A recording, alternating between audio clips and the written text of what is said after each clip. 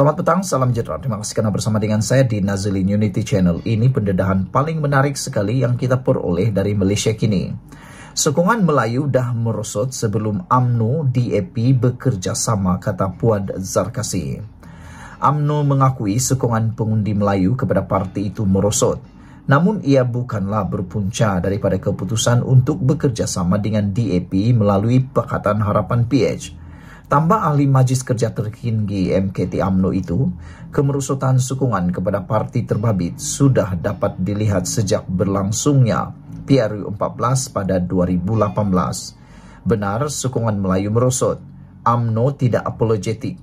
Sokongan merosot sebelum UMNO dan DAP bekerja sama. Merosot dari PRU 14 lagi, kata beliau. Pada masa sama, Muhammad Puan menganggap ada pihak tertentu dalam UMNO sendiri yang menjadi duri dalam daging. Katanya, ada tali barut bersatu yang menjajah naratif tertentu untuk memburukkan UMNO, sekaligus menjejaskan sokongan orang Melayu kepada parti berkenaan, khususnya semasa pilihan raya kecil di Kemaman minggu lalu.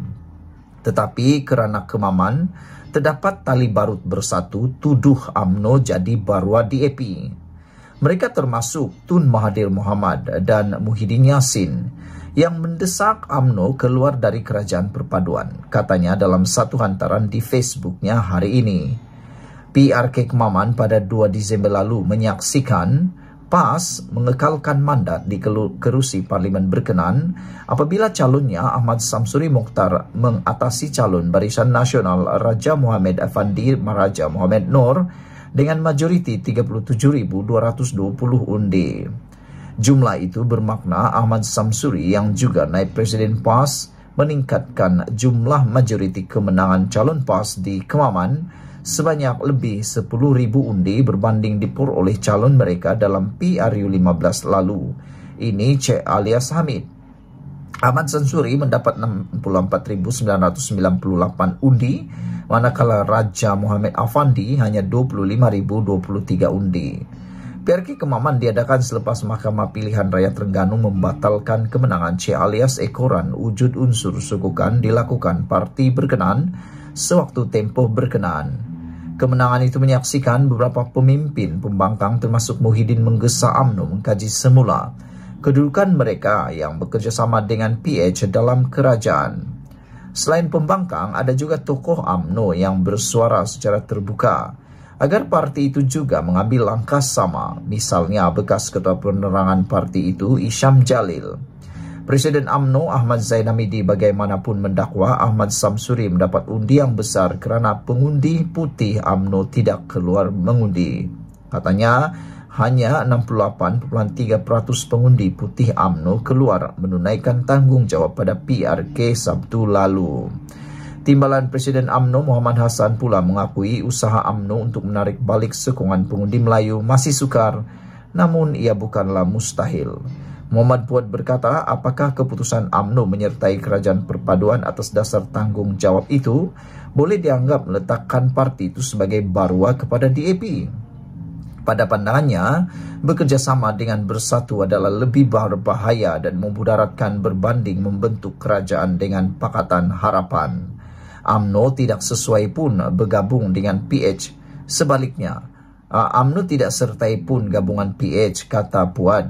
Sebaliknya menyertai kerajaan perpaduan atas dasar tanggungjawab. Apakah itu barua DAP? Menjadi barua bersatu lebih berat. Bunuh UMNO, katanya lagi. Jelas Muhammad Puan, keputusannya untuk menyertai kerajaan perpaduan dibuat selepas UMNO bertanding secara solo dan hilang banyak kerusi.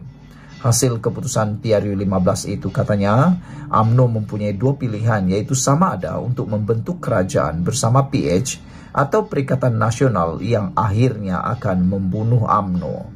Saudara-saudara sekalian, itu sebabnya, kata Puan, tidak mahu bergabung dengan bersatu dalam Perikatan Nasional, tidak mahu bekerjasama dengan UMNO dalam UMNO tidak mahu bekerjasama dengan bersatu dalam Perikatan Nasional kerana ini bukan saja menyebabkan UMNO tidak dapat berkuasa dalam kerajaan, tetapi juga membunuh UMNO itu terus.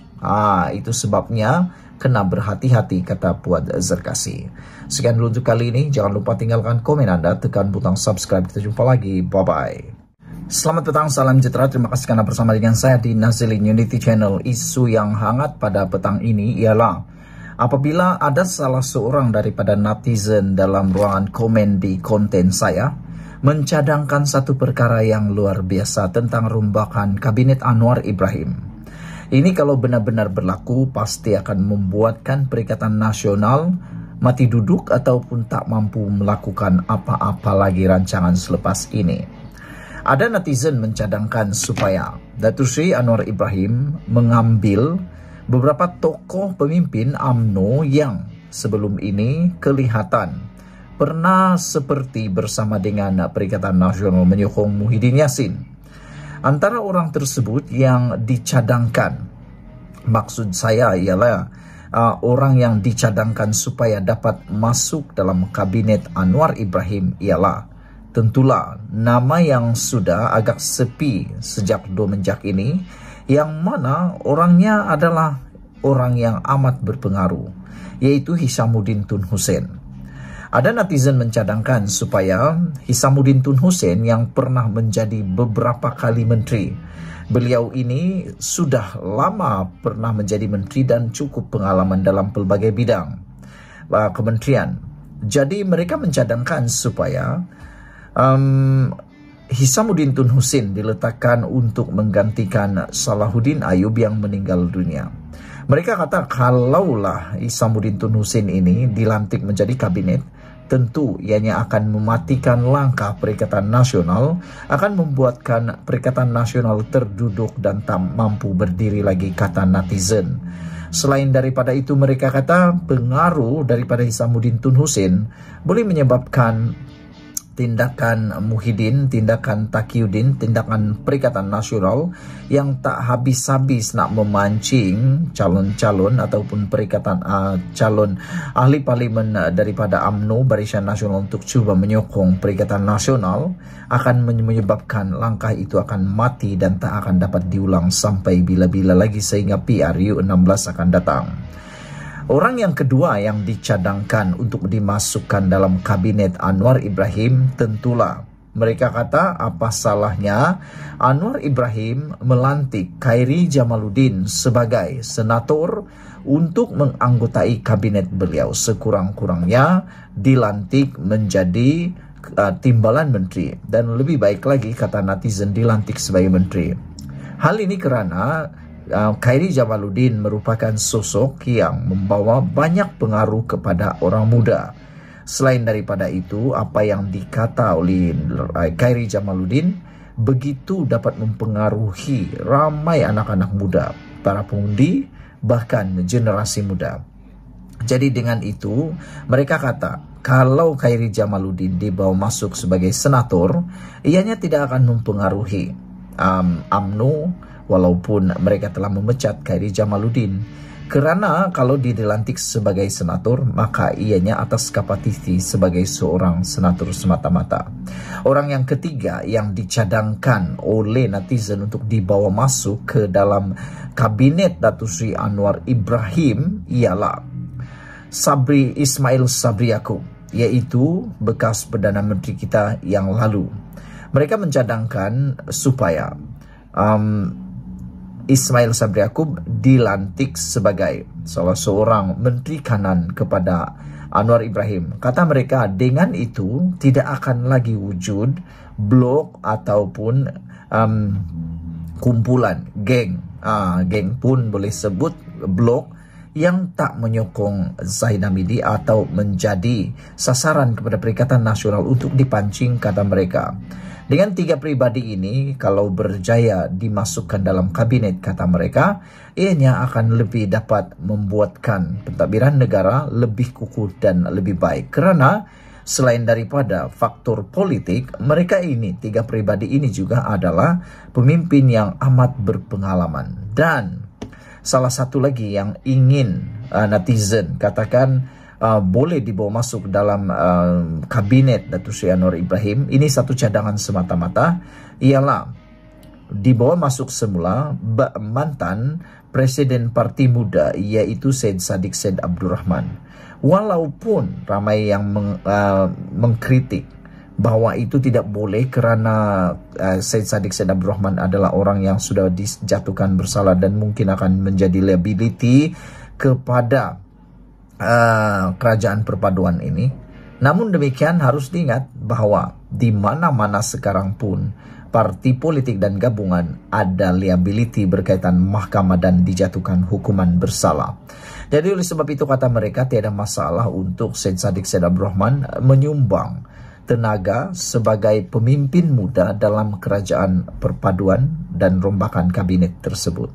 Dan yang keempat yang dicadangkan supaya menjadi salah seorang daripada ahli kabinet kepada rombakan Anwar Ibrahim ialah tentulah mereka mahu supaya anak Anwar Ibrahim sendiri, yaitu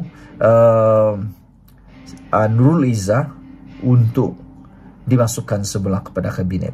Tapi yang paling kontroversi yang saya jumpa di dalam komen netizen itu ialah beliau mencadangkan atau mereka mencadangkan satu cadangan yang kontroversi, dan saya tahu anda tak akan minat, tapi mungkin boleh difikirkan dari segi langkah strategi politik.